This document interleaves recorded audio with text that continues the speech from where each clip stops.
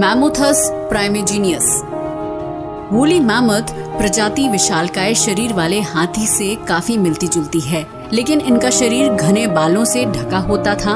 ये प्रजाति आज से करीब 20,000 साल पहले पाई जाती थी, लेकिन आइस एज आने पर ये प्रजाति विलुप्त हो गई। कुछ जानकारों का ये भी कहना है कि ये शिकार होने की वजह से विलुप्त हो गए। वूली मैमथ साइबेरिया में पाए जाते थे। लंबे समय से ठंडी बर्फ के नीचे दबे रहने से इनके शरीर सुरक्षित बचे हैं। इनकी मदद से दोबारा डीएनए तैयार किए जा रहे हैं। बाद में सैंपल को तैयार कर अफ्रीकन हाथी पर अप्लाई किया जाएगा। डोडो बर्ड। डोडो काफी फेमस पक्षी है जिसे आपने फिल्मों में भी देखा होगा। ये एक ऐसा पक्षी है जो उड़ नहीं सकता। दरअसल डोडो बाकी पक्षियों की तरह ज्यादा ऊंची और लंबी उड़ान भरने में सक्षम नहीं होता, इसलिए इसे फ्लाइटलेस बर्ड कहा जाता है। लेकिन डोडो बर्ड नाम से कोई भी धोखा खा सकता है। डोडो चिड़िया ज्यादा मॉरिशस के द्वीपों पर ही पाई जाती थी, जो इंडियन ओशन के अंदर आता है। इसका साइंटिफिक नाम रेफस कुकुलेटस है। इसका वजन 13 से 23 किलोग्राम होता था।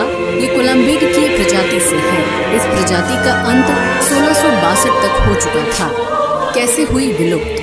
डोडो चिड़िया ऐसी जगह पर पाई जाती थी जहां इंसान का आगमन ना के बराबर था, लेकिन एक समय पर यहाँ डच नाविक आए और उन्होंने अपना पेट भरने के लिए इन्हें मारकर खाना शुरू कर दिया। इससे डोडो की संख्या में कमी आने लगी।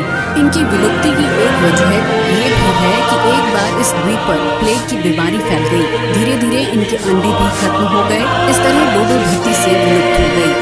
फिर से कैसे होगी जिंदा? वैज्ञानिकों ने डोडो को फिर से जीवित करने के लिए इसकी करीबी प्रजाति को खोजा, जिसमें निकोबार पिजन इसकी प्रजाति से निकला। ऐसे में अब वैज्ञानिक इस कबूतर के अंडे से डोडो के सेल को फ्यूज करने का प्लान बना रहे हैं। अगर ऐसा संभव होता है तो डोडो फिर से जिंदा हो जाएगी। Passenger pigeon. ये जंगली कबूतरों की ऐसी प्रजाति है जो अब विलुप्त हो चुकी है। ये उत्तरी अमेरिका में पाई जाती थी।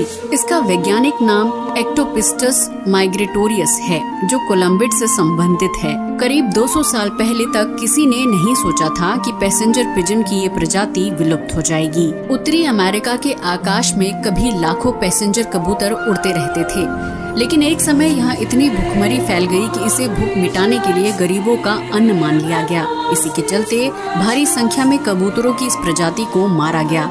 आखिरी पैसेंजर कबूतर मार्था था, जिसकी मृत्यु 1 सितंबर 1914 को हुई। Sabre toothed cat.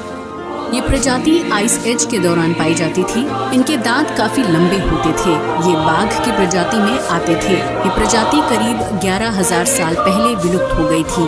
Sabre toothed cat आज भी मौजूद होती अगर मौसम में परिवर्तन न होता। मौसम में बदलाव की वजह से ये प्रजाति विलुप्त हो गई, लेकिन अब वैज्ञानिक इनके जीवाश्म की मदद से इन्हें फिर से जिंदा करने की कोशिश में लगे हैं। ऑरोक्स। ऑरोक्स को यूरस और यूरे के नाम से भी जानते हैं। ये प्रजाति ज्यादातर यूरोप, एशिया और उत्तरी अफ्रीका में पाई जाती थी। कहा जाता है कि ये घरेलू मवेशियों के पूर्वज हैं। देखने में ये गाय की भांति लगता था, लेकिन साइज में इससे थोड़ा और बड़ा होता था। ये काफी लंबे समय तक जीवित रहे, लेकिन 1627 में ये प्रजाति विलुप्त हो गई। ऑरोक्स जंगल के खत्म होने और लगातार शिकार होने की वजह से अचानक विलुप्त हो गई। अब वैज्ञानिक इसे फिर से जीवित करने के लिए डीएनए तैयार करने में जुटे हैं। जवन टाइगर। जवन टाइगर बाघ की एक ऐसी प्रजाति है जो अब विलुप्त हो चुकी है। ये प्रजाति केवल इंडोनेशिया के जावा द्वीप पर पाई जाती थी, लेकिन 1980 के बाद जवन टाइगर दिखने ही बंद हो गए। कहते हैं कि ये प्रजाति इंसान के द्वारा जंगलों की अंधाधुंध कटाई की वजह से विलुप्त हो गई। थाईलैसिन। थाईलैसिन एक ऐसा जानवर है जो अब विलुप्त हो चुका है, लेकिन करीब 4 मिलियन साल पहले ये सबसे बड़ा मांसाहारी और स्तनपायी जानवर था। ये प्रजाति थैलेसाइनिड फैमिली से है। इसे तस्मानिया टाइगर के नाम से भी जानते हैं। ये प्रजाति तस्मानिया के जंगलों में ज्यादा पाई जाती थी। धीरे धीरे ये किसानों और आसपास के इलाकों के लिए मुसीबत बन गया। आए दिन ये किसी को भी अपना शिकार बना लेते थे। 18वीं सदी में तस्मानिया सरकार ने इनका शिकार करने की इजाजत दे दी। इस तरह ये प्रजाति धीरे धीरे खत्म होती चली गई। आखिर में बचा थैलेसन टाइगर भी 1933 में खत्म हो गया। हालांकि ये प्रजाति खत्म हो चुकी है, लेकिन मेलबोर्न के एक म्यूजियम में मरे हुए थैलेसन के अवशेषों को रखा गया है। अब वैज्ञानिक इसके सैंपल टिश्यूज से इसे फिर से जीवित करने की कोशिश में लगे हैं।